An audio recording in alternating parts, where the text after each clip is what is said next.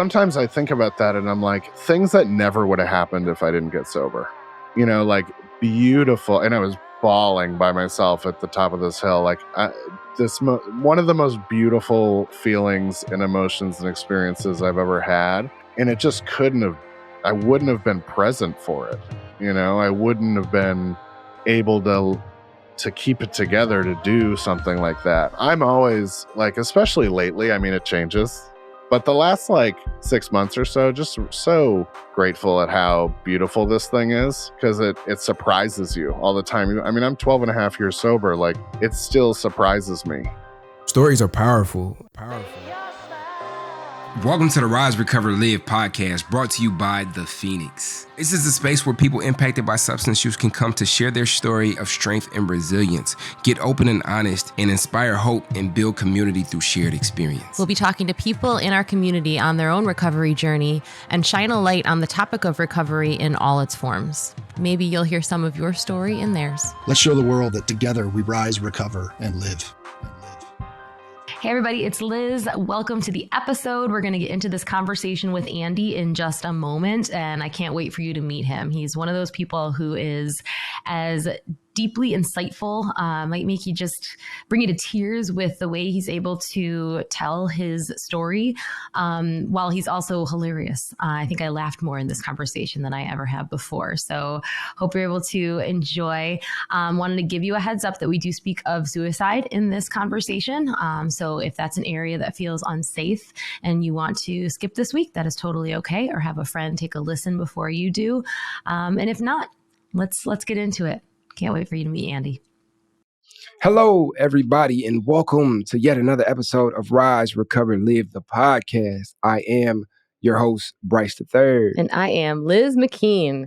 Not only yet another episode of the podcast, but yet another try of introducing ourselves, because I made us do it over again. So thank you. You just made a little peek behind the scenes. Yeah, we're going with it. Yeah, it's okay. Sometimes we glitch, and sometimes we got to just bring it back. Such is recovery, such is intentional living. We can always try again. I love it. And with all that said, who do we have with us today? First of all, this person. I just came back from seeing this person in person. I've seen him in person maybe twice. Once at the Rise, once at the SoCal Soberfest, and despite his name, he's pretty tall. I just want to say that. I just want to throw that in there. Surprisingly tall. Yeah. So we have Andy Short on the podcast today, joining us all the way from the West Coast, which is pretty exciting because I feel like we've been very East Coast just centric the last few episodes. So excited to have some representation over there. Andy's a senior program manager for the Phoenix, but also a person with an incredible recovery story that we can't wait to just unravel today. So hi, Andy. Thanks for being here. How are you? Hi, everybody. I'm good. You didn't really get away from the East Coast because I'm a Boston kid, That's true. I understand. Born and raised. Yeah. East Coast dominance. Mm-hmm. East Coast What dominance. is that? Yeah. Bi-coastal? Is that the right term for it? I think if I had an apartment in Boston still, sure. But I do not have gotcha. those kind of resources at this time. Gotcha. So your heart is there. But the home is in California. Wicked. That's amazing. My hat. I think you mean my hat. Your hat. You park the car. We actually have a really, probably one of the most popular shirts in our Phoenix store that is SOBA. SOBAH. Oh, it's the best. It's amazing. People all over I've had international instructors request that shirt. I get a mix. Either people get it right away and they're like, Boston. Or they think it's an actual different language. Yeah. And they're like, what is that a drink? Is that an energy drink? And I'm like, no. I actually have a question for you. Ask away. What's my narrative going to be, Bryce? So, narrative. I think we define our narrative. For those who may be lacking context, I had a bit of a spiel that just came out of me, a little riff around the importance of storytelling and the underpinning reason that is important is because of our personal narratives. So I'm actually interested in what your narrative will be today. So we're going to find that out. We're about to find that out. I would argue that the person who edits the narrative shapes the narrative. And so I'm feeling very vulnerable. And, I'm just putting myself out here today, but I'm putting myself in your capable hands. Oh, yeah. We got you. We'll guide the conversation. And I think ultimately you'll find that you are the editor. Oh. Oh, snap. We are all the editor. What? This is a metaphor. Have y'all, are you familiar with a television program called RuPaul's Drag Race? Yeah. I am familiar with it. I've never watched it. Same. Okay, there's a famous line from RuPaul's Drag Race where one of the contestants says, "This is not my narrative." Because they knew they're like a villain that season. Gotcha. Yeah. That's interesting. Well, as far as the editing on this podcast, I can say pretty confidently that what happens is if there's a tech glitch or a big pause because Liz forgets to say something after she's been asked a question, that gets adjusted. But otherwise, we're pretty natural up in here.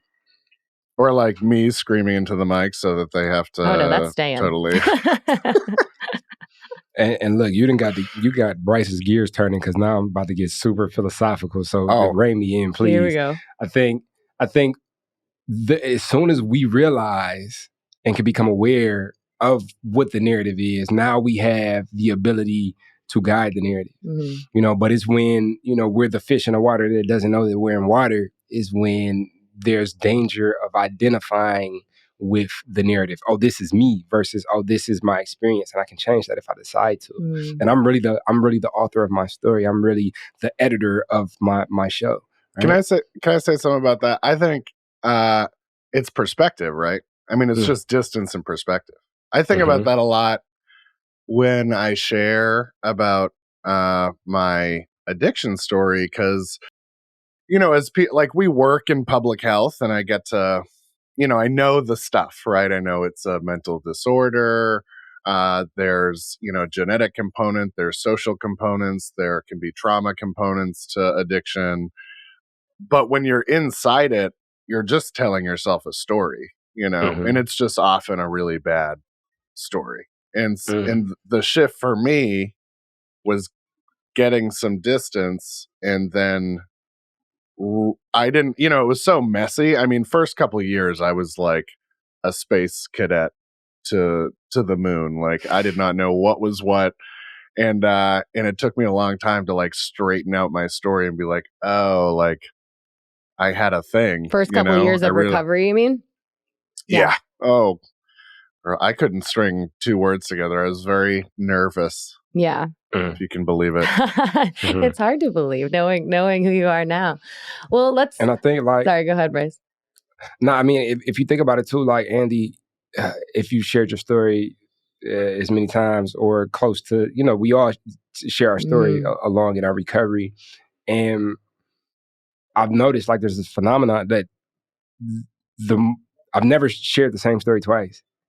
Like, it's like I'll share the story, and every time I share the story, it gives me different context, especially in relation to where it is that I am now. And, I go back and I kind of dig these things up that, I experienced. And when I dig them up and look at them, just like if I was to read a book that I read 2 years ago today, it would be a different book. It's sort of the same phenomena where I pick up some of these things from my past as I tell them to other people with the intention to help guide and create community. It's like, oh, like, well, maybe that meant that. Or oh, like, here goes pieces of some of this current experience in my previous experience. That was seeds to this wisdom that I've been able to cultivate that I didn't even know that that's what that was. I was just experiencing it. So the more we tell our story, I think the more context we get on it and the more our narrative evolves. Not to do too much profounding, which is what I call it when people just talk about ideas forever.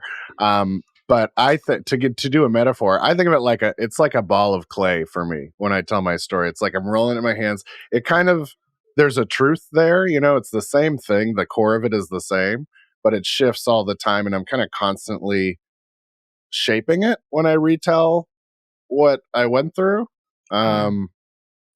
And there are different themes and things that get pulled out all the time. And Anyway, now I've lost the metaphor. But. No, that's a good. I totally agree. Well, and I guess for me, like just like both of you have said, like I kind of learn something about myself every time I tell the story, find a different theme, find a different meaning behind something. And then also it's almost like a self protection mechanism where it's like that's the gift of being able to tell your story over and over again, because every time I feel like I'm like kind of unpeeling another layer, that if I just went to the very root of the onion from the beginning, like my little psyche wouldn't be able to handle it, certainly not in those first early years. To like there's memories even that pop up that it's like, oh, that I hid that from myself for a little while because I wasn't ready for it, I didn't have the tools for it. And now I'm in a safe space to be able to like process that out loud. So I think it's all like useful to have it happen exactly like that clay, that molding every single time. Liz, that's my whole narrative, if I may. Good narrative. So we want to dig deeper into that for sure, like how you got to where you are, what your experience has been like. But first, I do want to kind of riff just a little bit more because that may play a role and contribute to, how people say like, well, why don't you just stop? Like, why don't you just quit?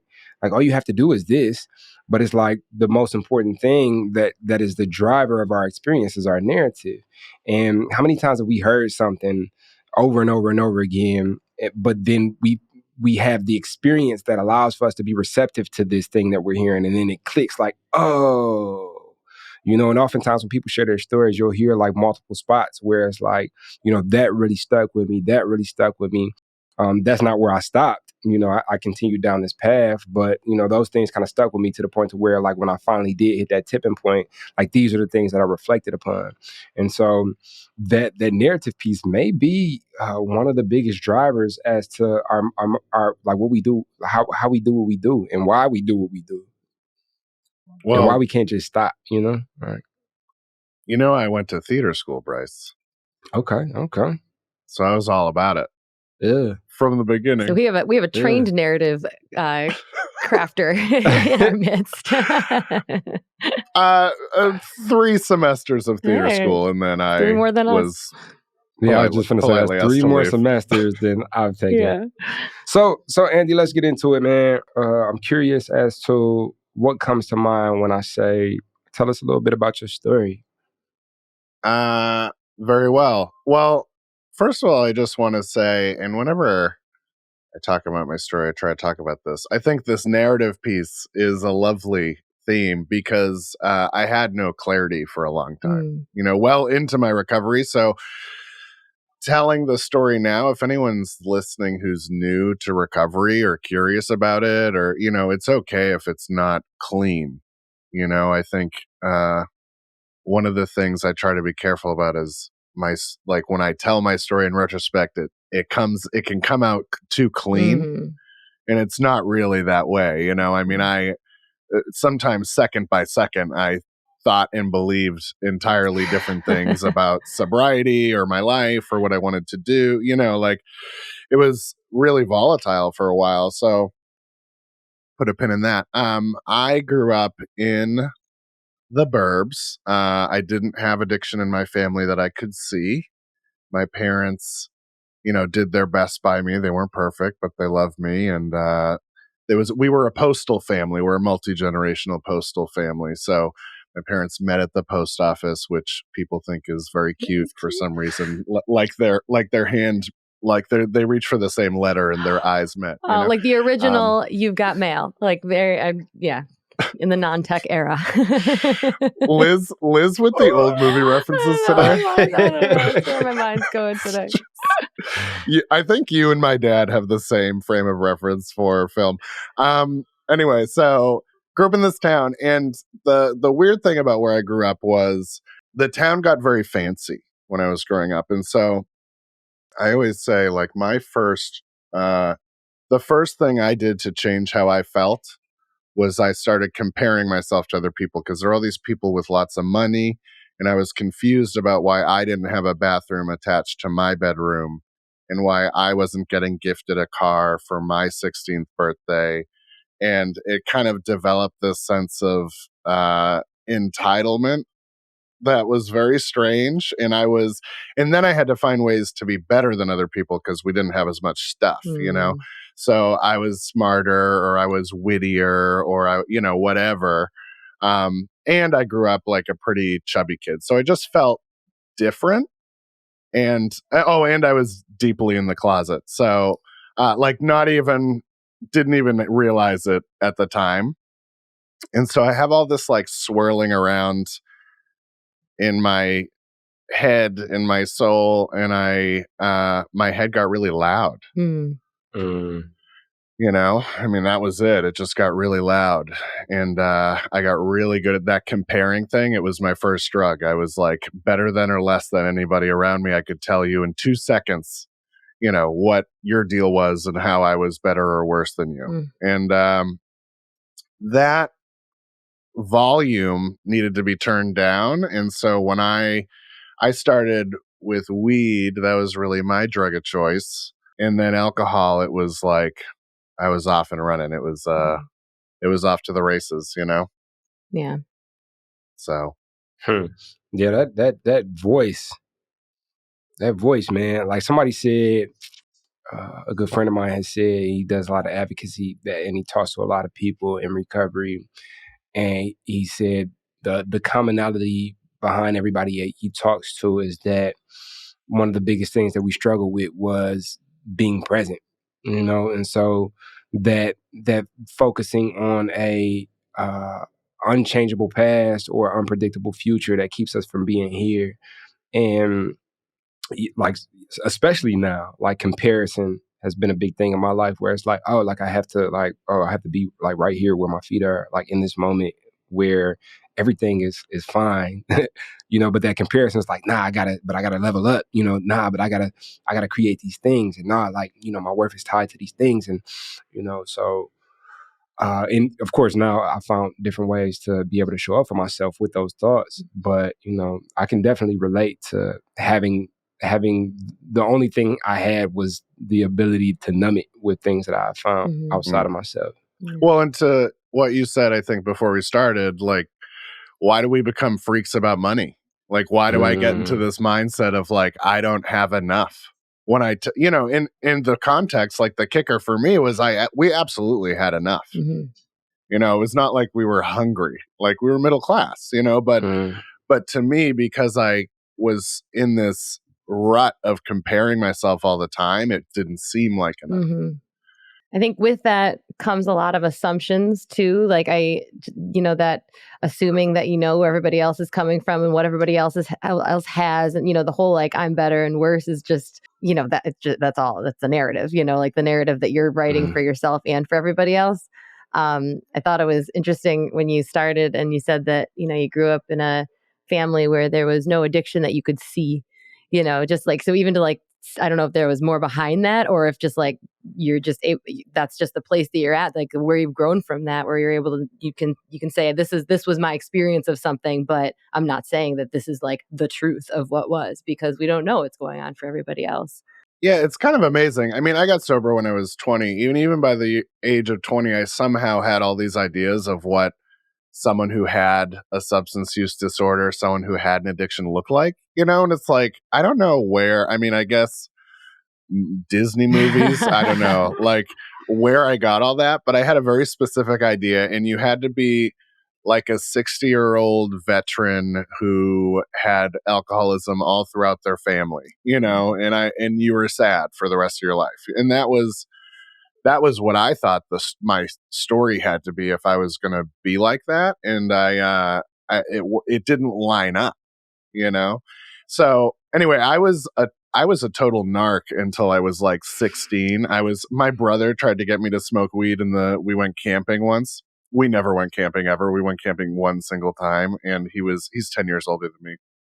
Tried to get me to smoke weed, and I clutched my pearls.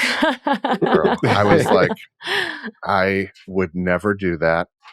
You're a demon. And then he tried to cover up by saying, well, mom smokes weed. And I was like, don't you ever talk about my mother that way.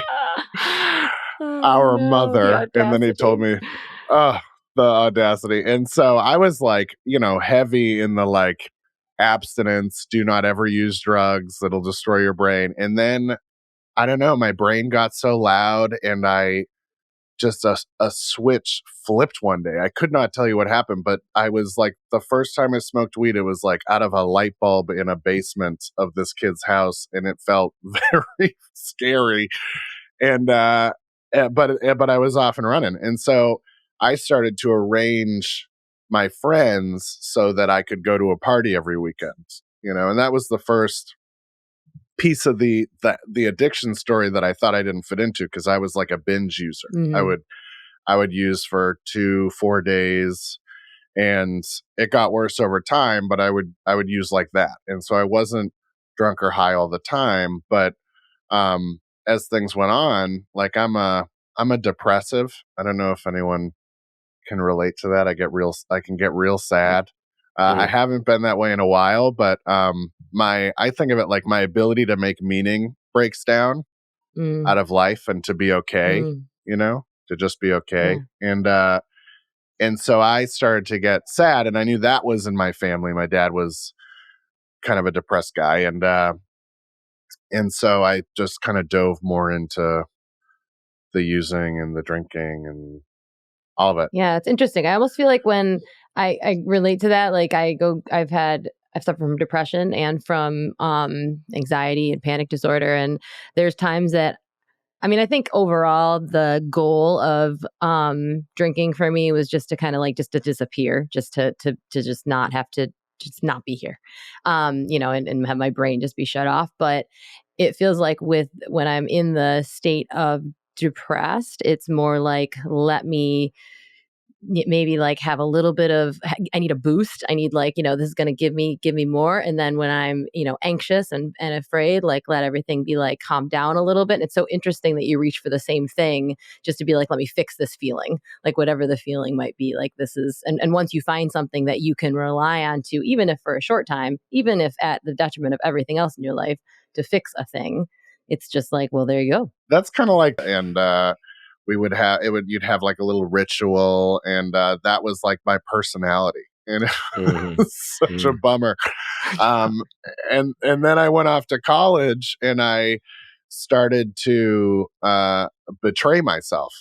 And what I mean by that is I would make promises to myself about how I was going to use, or when I was going to use, or how I wasn't. I played a lot with like the nursery rhymes of an alcoholic, like beer before liquor, never been sicker. Like all the little like things we try. I was like, well, Yep. maybe if I like smoke before I go out, but then write the paper, wake up early to write the paper, then I'll be, Crack the code. and I just, exactly. And it just fell apart.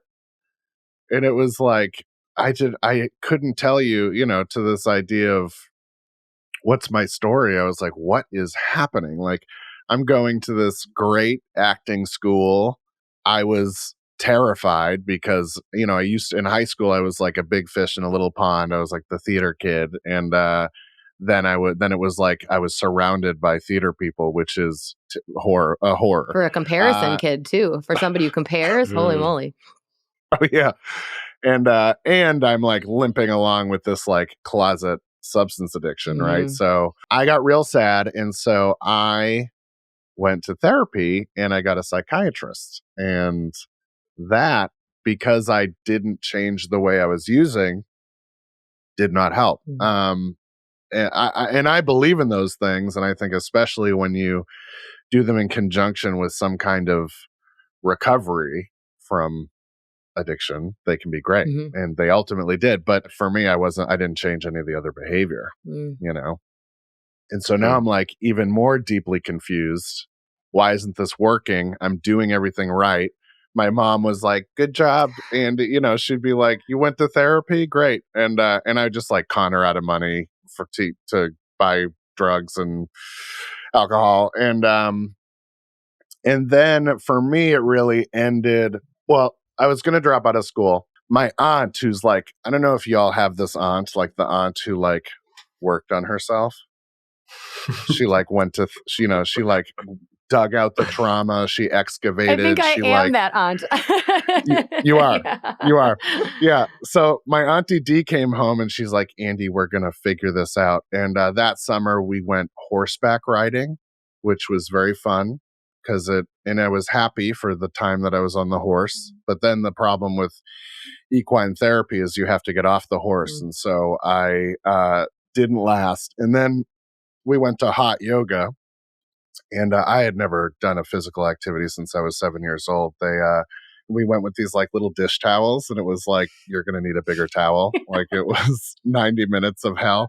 And I was like a much bigger, unhealthier person then. So I think I did 20 minutes of yoga, and then I thought I was having a heart attack, and I laid down for 70 minutes. And they just looked at us like, the look when you see someone do a fitness thing, and you're like, they're never coming back. Oh no, they're gone. I think it's more like, should we go get the paddles? Like doing, I can just imagine this hot yoga class with your little towel. Poor Andy. It was rough. So I'd had seizures when I was a little kid, and for me, when I get really depressed and my addiction got bad, it gets weird. Like my brain gets weird, and I started to get paranoid that there was like something in my brain from when I was a little kid.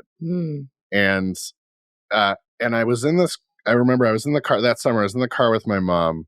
I love my mom. We have a really good relationship. And we were pulled over somewhere, and I said, I hope they find a tumor in my brain so that they can take it out and I can be better. And she just sat there crying and said, promise me you're never going to hurt yourself. And I was like, at the time, I really was confused. I didn't see why she was asking me to do that. And I said, okay, I'll never hurt myself. And she said, I hope that that's not true, because that's really scary. And it's really scary to hear that. And I didn't understand at the time the ways that I was affecting my family. I thought I was just removing myself from the world and starting to kind of, retreat. And that retreat hurt these people. Yeah.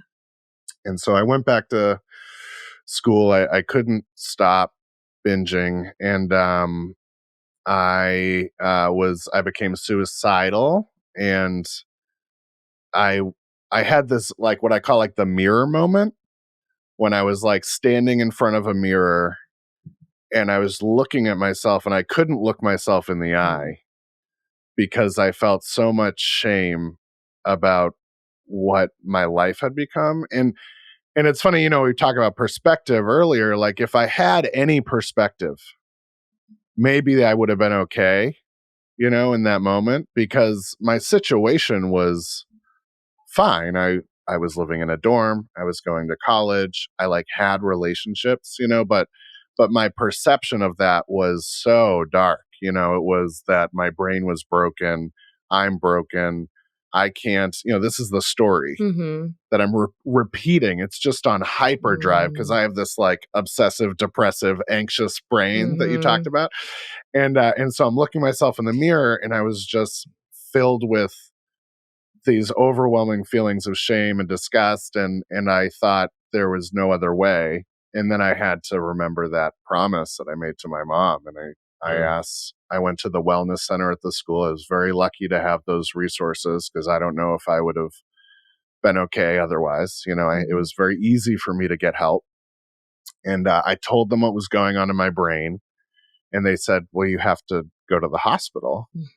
And I was like, well, I have a paper due. Like, I can't go to the, what are you talking Priorities, about? you crazy people. I know. I mean, and that's like, that to me is alcohol. Like, that is addiction. Yeah. Like, that's it. Because it's that kind of immediate ability to forget everything that just happened. I mean, literally, I was like ready to die. And then I said, well, I really have some things I got to do, and they made the right call, and they were like, no, you have to go. So I was removed from society for 15 days. I went to a psych ward, and it was a general psych ward, which if you have, I don't know if either of you had the pleasure of being in one. I have. But it's not the kind you really want, because you get a lot of different problems happening at a general psych ward. And for a depressive like me, I was like, what's happening? Like this, Yeah. this is wild. And that was when my story, and I try to talk about this. It's weird. I don't talk about this at work. Are we at work? No, you are not at work. No, you're off the clock right now. My experience, I understand this is not everyone's experience. I had a really intense feeling of a God or a higher power come to me in that place where I was totally hopeless, and I really felt kind of like I would be okay. I would finally be okay, and that's all I wanted. I just wanted to know that I could be okay. And that feeling, call it whatever you want, like call it God, call it a higher power, call it a da da da. It was just this feeling that I was like embraced, that I was going to be okay. And I got into recovery at that point. Like that was the starting point. And I didn't stay sober right away. I relapsed after about 6 months.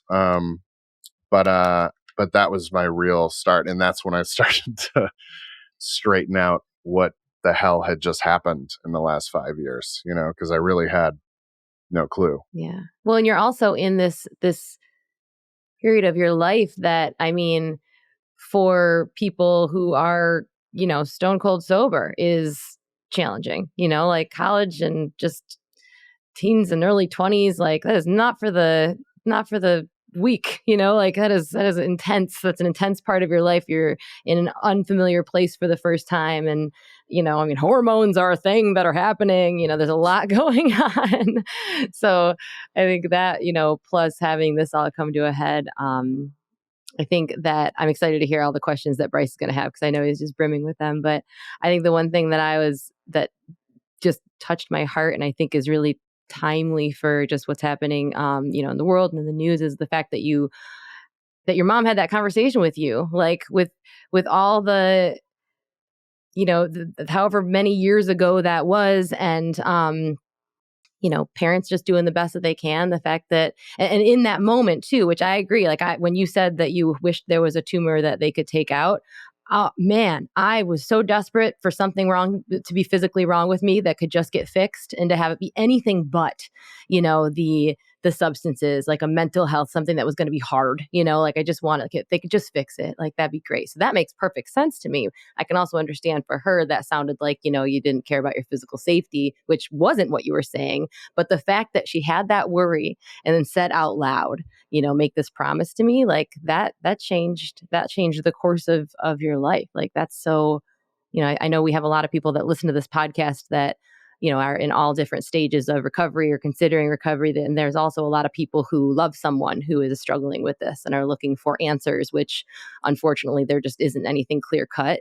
But I think that just like right there, that's a gem. Like that's a thing for people to take away, that, you can't fix anything for anybody. You can't, there's no right or wrong. But if you're scared to say, I like to say, this is something I'm worried about. Like please don't do this. Like it's a really powerful thing to say to a kid. Yeah. And keep the channel open, right? Like whatever is happening, like I'm an isolator when it gets bad. And the fact that, she broke through that. And I mean, the story of my relationship with my mom is like, she's a gem, and we're close. And that for me is like recover, like that whole relationship is recovery in a microcosm. Cause we had a good time. She's super funny. One time we did a joke on my dad for his birthday that I was gay before I was out. And and he's like, my dad's like not a monster. He's not like a homophobe. He's just like was kind of uncomfortable about it. And because he's like a working class guy, like that's where he comes from. And she like played along. We did like a whole bit. And then at the end of the bit, she was like, honey, if you are gay, I would still love you. And I'm like, shut up, mom. Like I was still so closeted. And I got to do, I got to rebuild that relationship with her, and I did an amends with her, which some of those recovery people do, and we both cried like babies. And then when I got my 1 year in recovery, I said, I want you to give me my 1 year chip, and I want you to make me cry. And we both again like cried like babies, and she like read a letter. It was so cute. This like little, my mom is actually short, so this like little lady like going up to the thing. And every kid, I was going to this 12-step meeting, and it was like maybe 100 people. Everyone was bawling, and I was like, good job, mom. And then what else? We kind of went from there. She had a bypass surgery when I was about 2 years sober, and about 17% of people that have that surgery develop an addiction, substance addiction. Really? And that's something they tell you before you get it. Wow. And she started drinking alcoholically, and she had some problems with pills, and I was able to just show up for her in the way she had showed up for me, which was such a gift. And then about 2015, 2016, she was diagnosed with stage 4 ovarian cancer. And she, I think, and actually the drinking stopped working, which was weird. It was like she couldn't do it anymore, and she just became very like this little Yoda lady. She was very peaceful, and she passed away about 2 months after she told me. And that was something that I thought I couldn't stay sober through that. Yeah. I mean, I was about 5 years sober, and I really wanted to use. I kind of went through all of it. I was like, well, maybe I'm not an alcoholic. Maybe it was a phase. Maybe da da da. And I just, at the end of the day, I was like, is anything going to be better if I, smoke a joint or pick up? And I couldn't ever say it would, and I was surrounded by, I had built up this recovery crew, and I was surrounded by that love, and they were the ones that were putting the chairs away at her funeral, and they were the ones that were holding me through that. And I was okay. Again, like, when am I going to be okay? I was okay. And I ended up doing, a year later, I spread her. She used to do this bit. This is going to sound really deranged, but she used to do this bit where she would be like, she was really into like serial killer documentaries. And she would like order, this is before streaming, so she would like order them, which was a little, I was like, Mom, so why are we? It was cool. Yeah. She was like looking up like Jeffrey Dahmer and stuff before it was even really accessible. And so I'm like, this is disturbing. But she would make jokes about like, oh, that's a good place to hide a body. We'd be like driving, and there'd be like a ditch. She'd be like, you could go there, or the trunk. And and so I did this 3-month bike trip around Europe. I was between jobs, and I took her ashes with me, and I told her I was going to put her in all the places that were good places to hide a body. And I figured she would enjoy that. And at the end of this trip, I mean, I've really had this experience 3 times in my life. One was in the hospital, was that feeling of, what I call a higher power just hugging me, like I'm going to be okay.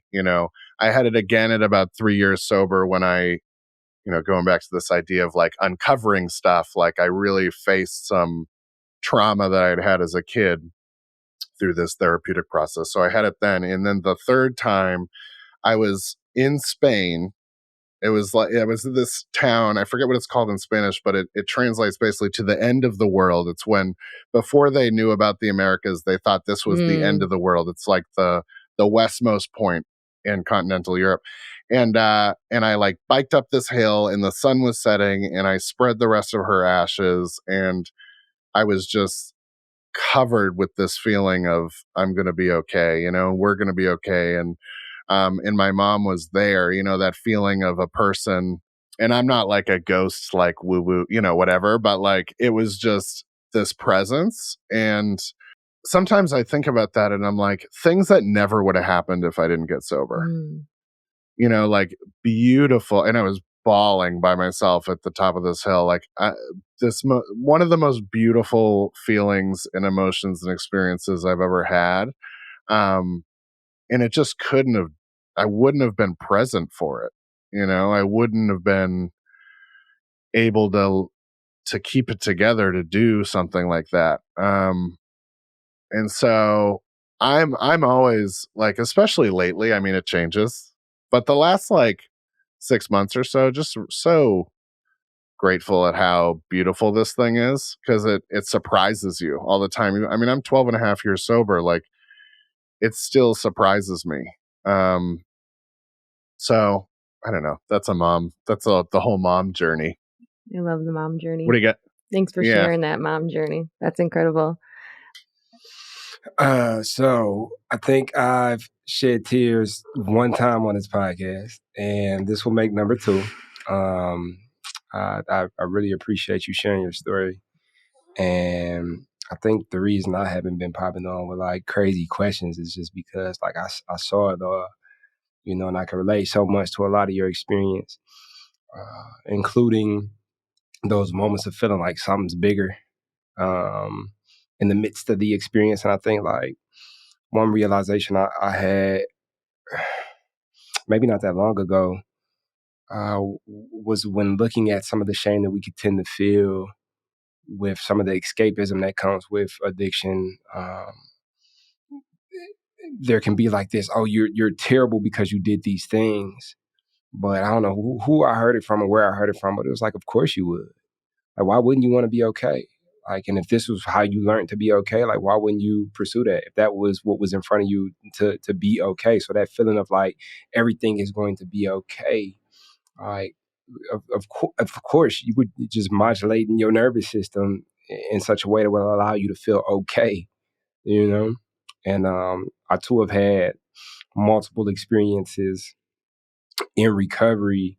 That's like, oh, like I'm okay, like, and everything is fine and good, and I don't have to do anything to control the things to make things fine or good. Like, there's an inherent okayness,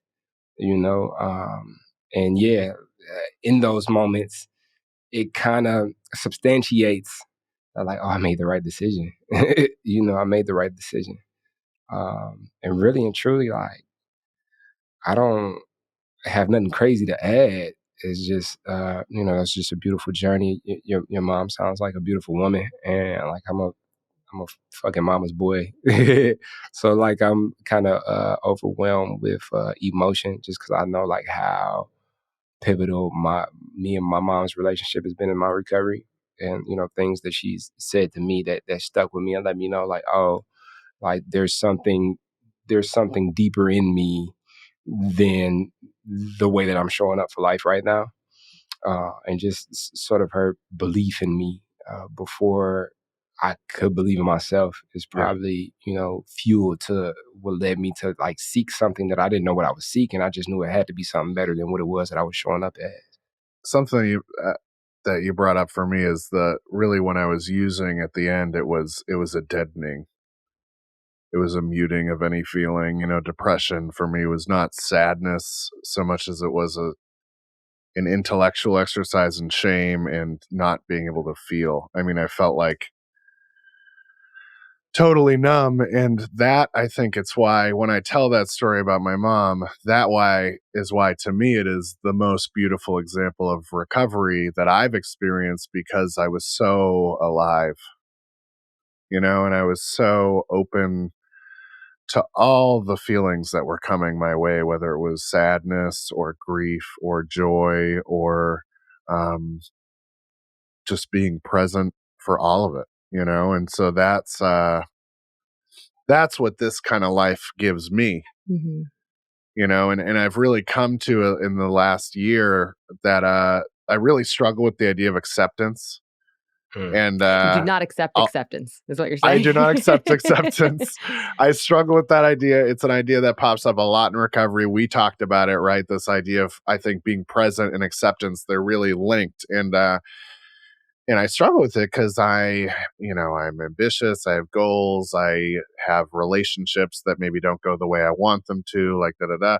And I find that whenever I'm experiencing a lot of turmoil, it really is because I think on some level I'm not going to be okay. Yeah.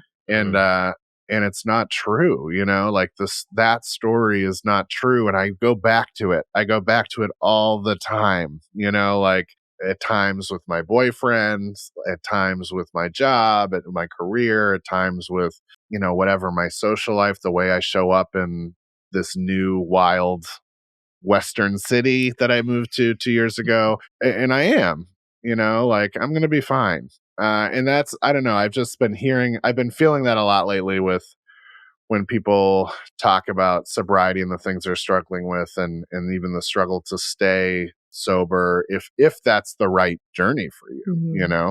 that you'll be okay if you need to stay sober, or if that's the best path for you, like you can make it work. Yeah. And we'll help. Yeah. And that call that's coming. I'm just thinking of like that moment that you looked in the mirror and like you said that like everything on the outside was okay.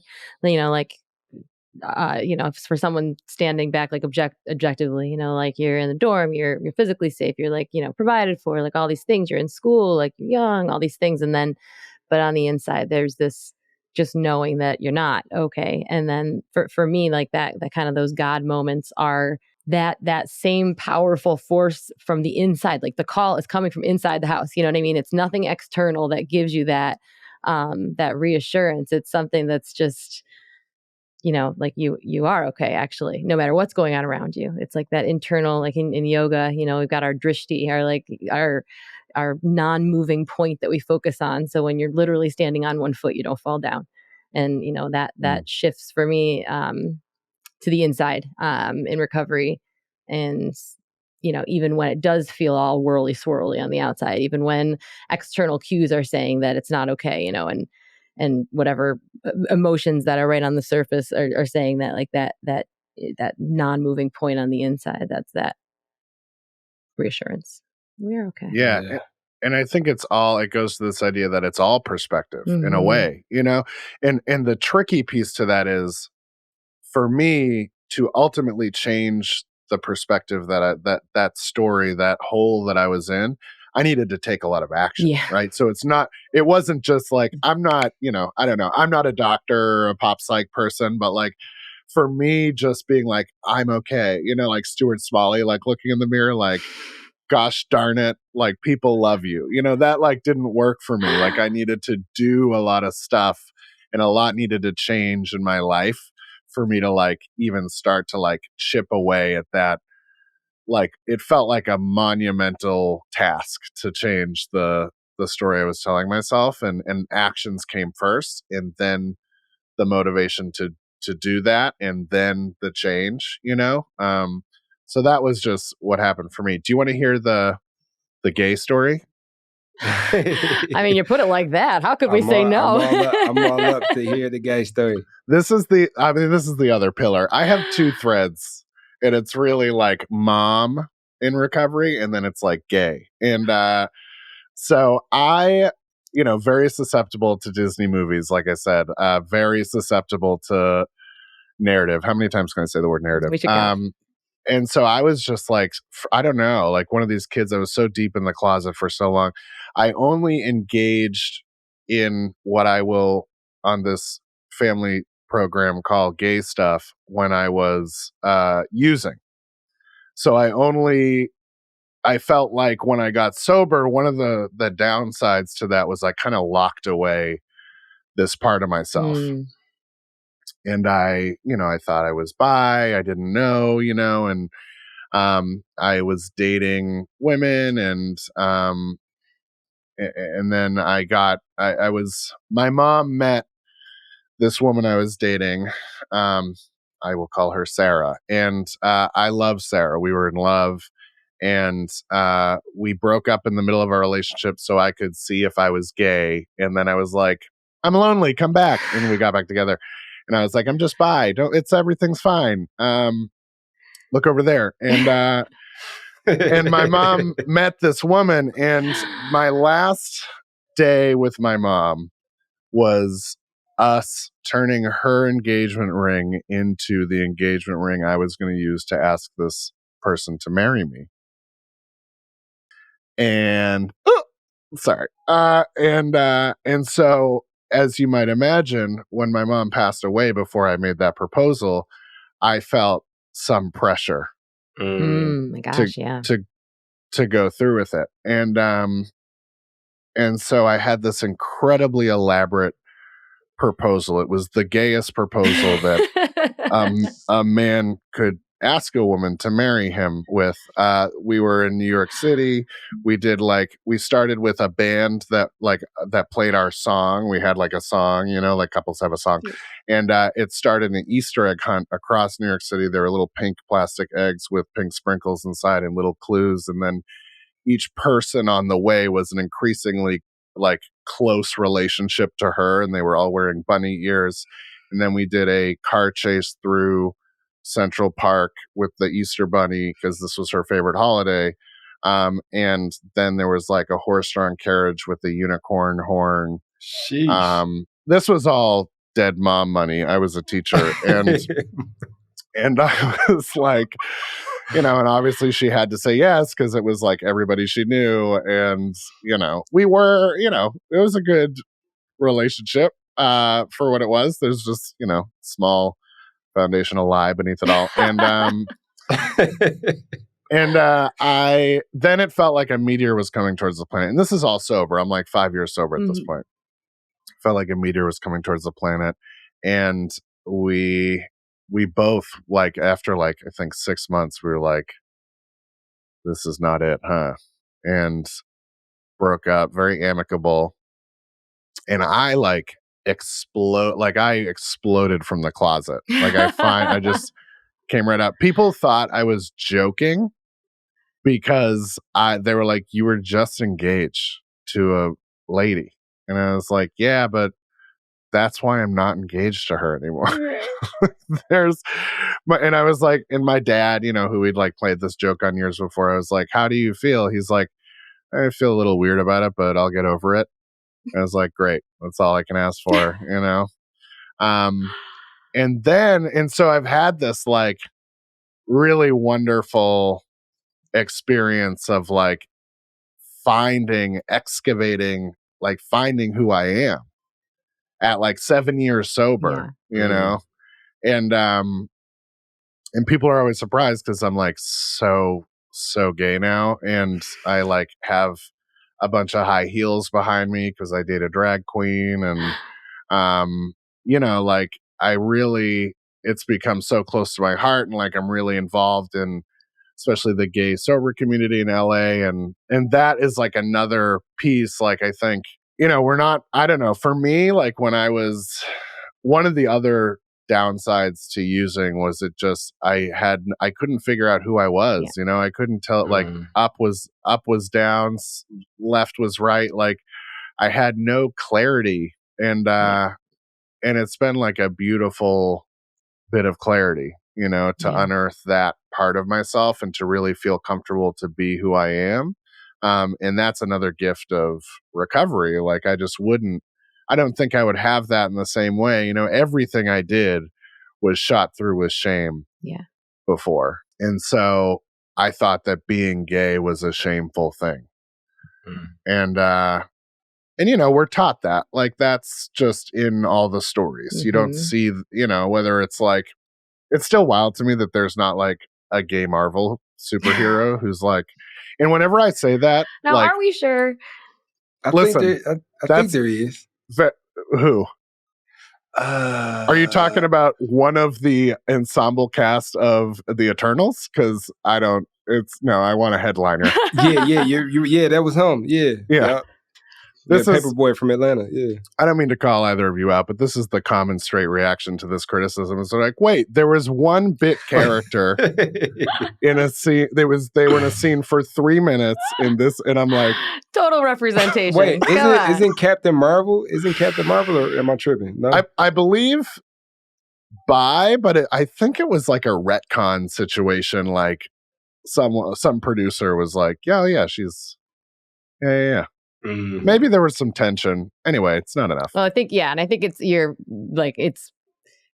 there's no argument about it's just baked into our culture. Like people grow up and feel like even the fact that, a parent is going to say, I'll love you no matter what, as if it's something to like have to adjust love around, as if it's something. I mean, I'm not saying that wasn't the right thing for your mom to say, because that was perfect with the context of what she knew. But I think, even that reaction, it's like, I just love you. It's not, I love you, even though this, it's, that's just the way we are. It's just baked into us, and it's good to unbake it.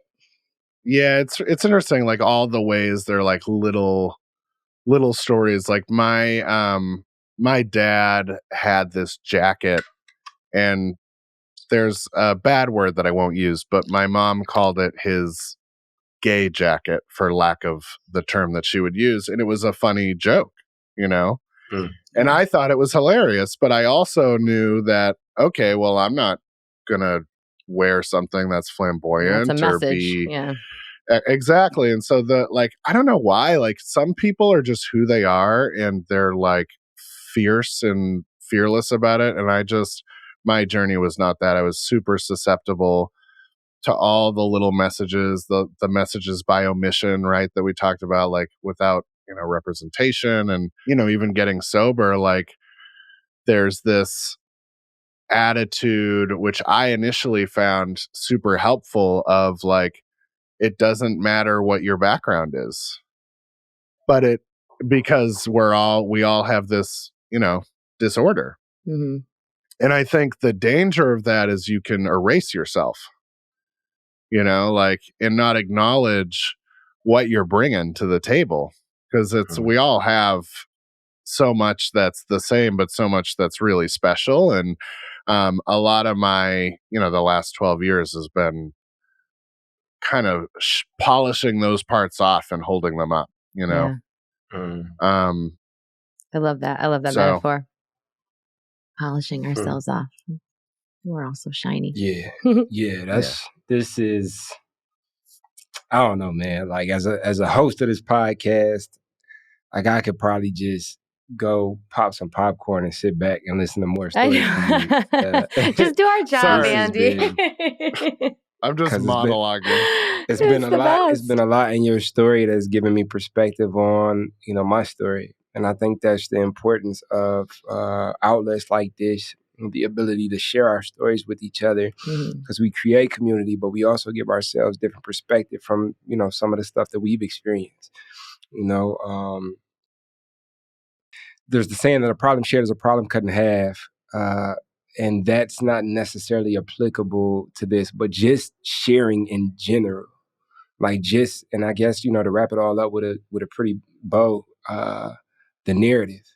Like hearing you tell your narrative, but also hear the epiphanies within your narrative, or hear how you're putting it together in this moment, hear your inflections. And if you're watching this on YouTube, like looking at your face and seeing, what these experiences meant to you. I don't even know if I have a word for it, which is like a first for Bryce. I feel something. I feel something in my spirit, and I think that I'm just immensely grateful for you to coming on the show today and sharing as you have, because I know somebody listening to this pulled something immense out of your story. Thank you so much. And they got opportunities to laugh too. And like when you're going through it and you need to pull something from someone's story, and then you're able to laugh, I think that just like opens up a whole other capacity to absorb information. We must. And I gotta speak to Andy's cookie expertise, because he gave me this cookie, and man, it was like the best fucking cookie. It was delicious. Oh my goodness. It was serious. Well, it's from Gemini Bakehouse. And then he proceeded to tell me like all of the other places where I could get cookies from. So he's a cookie expert. Like the cookie stores. Like, oh my goodness. 3 semesters in theater school, expert on cookies. There's more titles for this episode. My mind has been spinning with all the things that I want to call this episode. So this is gonna be fun. I love if cookies is in the title, wild. Heck yeah. There's so well. I don't know. I was thinking, what did you say? Do you want to hear the gay story? Like, I feel like that's going to get us some clicks if we have that as the title to the episode. At least the segue. So we could definitely talk all day. We might even have to do this again because this is the most fun I've had all day. But before we wrap up, hey Bryce, you want to ask Andy a incredible, beautiful, wonderful, never done before the way you'll do it today question? I sure will. So, Andy, if you could go back in time and talk to any other iteration of yourself, what would be some words that you would give whatever iteration you chose to talk to keep that iteration of yourself going? I'd go back to when I was in the mental hospital and I would say, "You're gay." I'm kidding. Don't waste that poor woman's time. Oh, poor Leave her Sarah. alone. I love you, Sarah. Sarah is nice. Leave her Let alone. her celebrate Easter without you. Yeah. Sorry. If I could go back and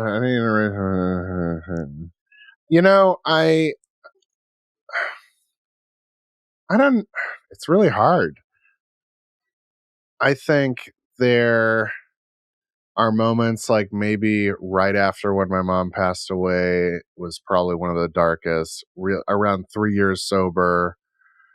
Around 3 years sober, I had this experience of being really quite suicidal again in sobriety, and it was deeply confusing because I couldn't get sober again. Yeah. And I was like, what the hell am I supposed to do? Like, what the hell, And for 6 months, I was really in like real crisis. And I think, probably won't surprise you. I think what I'd say to myself is, you're going to be okay.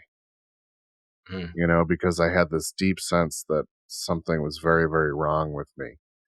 And it was really, really was just mental illness doing its thing in that moment. And, but like I said, like I can see that now, but at the time it was the story. It was the shame. It was I will never achieve anything. I will never amount to anything. I can't keep ideas constant in my brain, and I think I would just like give myself a hug and say, you're going to be okay. I think that's so good. And I think if anybody's out there, like, I guess I can just speak for myself. If you're like me, you're out there thinking, well, that's nice for you, but all the shame things I'm saying to myself are actually real, and I am a terrible person, and I am the very worst, and I don't deserve forgiveness or redemption or to get better, all those things. And I will say to that person, if you're listening, that you also are going to be okay, and it does apply to you, and you are worth getting better and having this big joyful life that is ahead of you.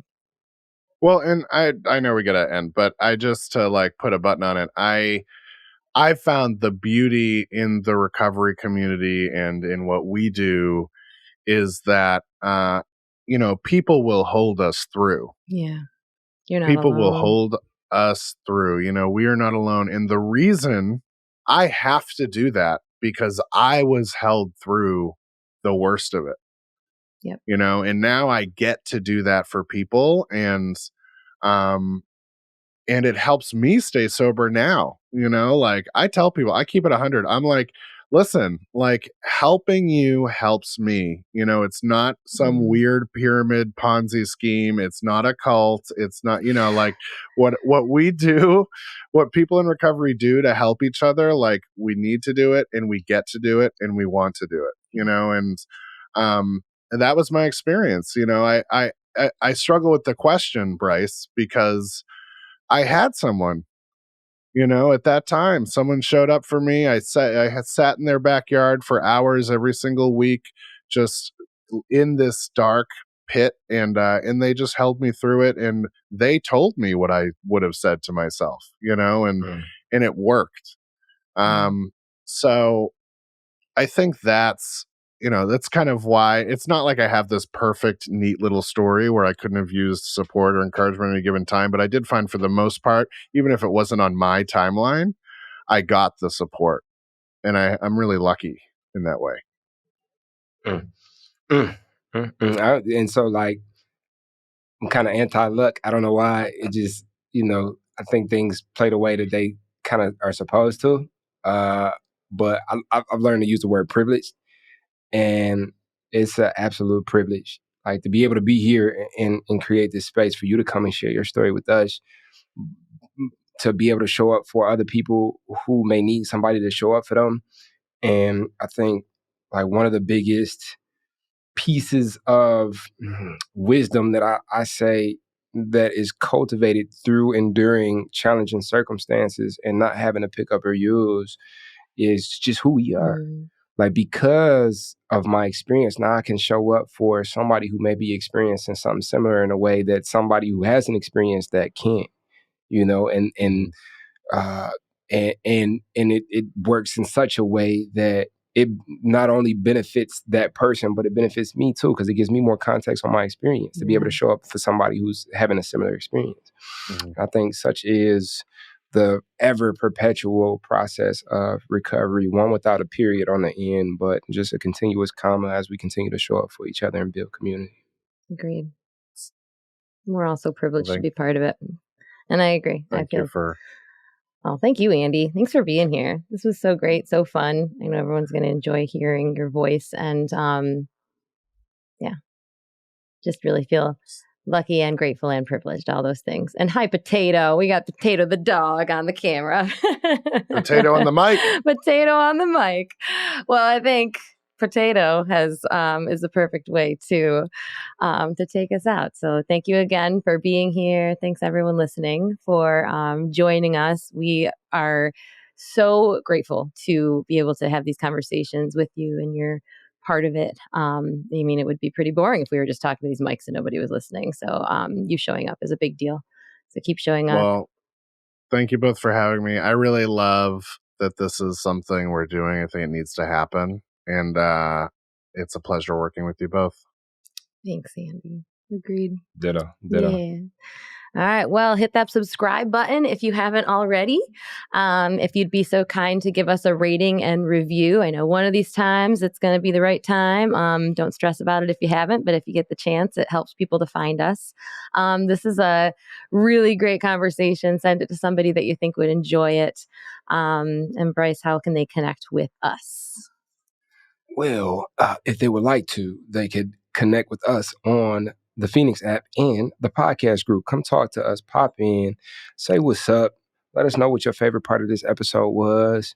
Let us know how you connected, and really and truly in alignment with our conversation, show up for somebody else. Yeah. When you show up in that group and express what it is that you've gotten out of this episode, like, you might encourage somebody else to speak up that may not have otherwise. So we got. Come see us, come talk to us, holler at me and Liz. Let us know what's working, what's not working, what you'd like to see more of, what you'd like to see less of.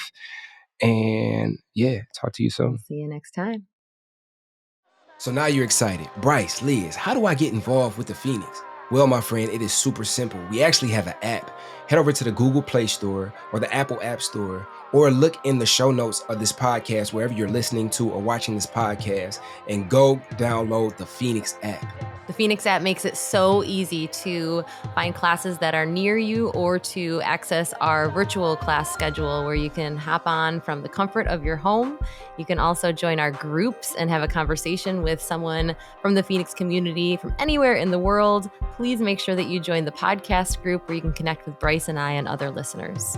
Everything that you need is in the show notes. You can also head to our website at www.thephoenix.org.